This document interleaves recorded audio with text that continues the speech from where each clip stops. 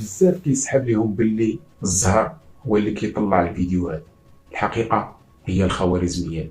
اليوم غنعطيكم السر كيفاش تخلي الفيسبوك يقترح فيديوهاتك لالاف الناس اللي ما كيعرفوكش. فيسبوك كيحكم على الفيديو ديالك في اول 3 ثواني.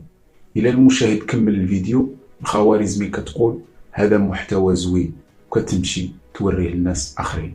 داكشي علاش ديما بدا بجمله صادمه او سؤال كيهم المتابعين وبعد على المقدمات. ما تكتفيش بالنشر وتخرج، تفاعل مع التعليقات في اول ساعه، لان كثره التعليقات كتعطي اشاره للفيسبوك باللي كاين نقاش. واهم حاجه استعمل كلمات مفتاحيه كيورد في الوصف والهاشتاغات باش السيستم يعرف لمن يوري الفيديو ديالك. ردوا بالكم من تبادل المتابعات او المواقع اللي كتوعدكم بزياده المشاهدات.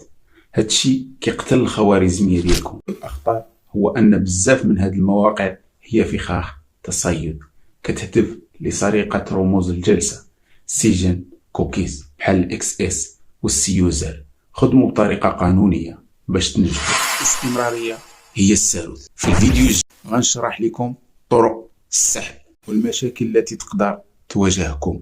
دير فولو باش ما تفوتكش الحلقه الجايه ان شاء الله يا رب.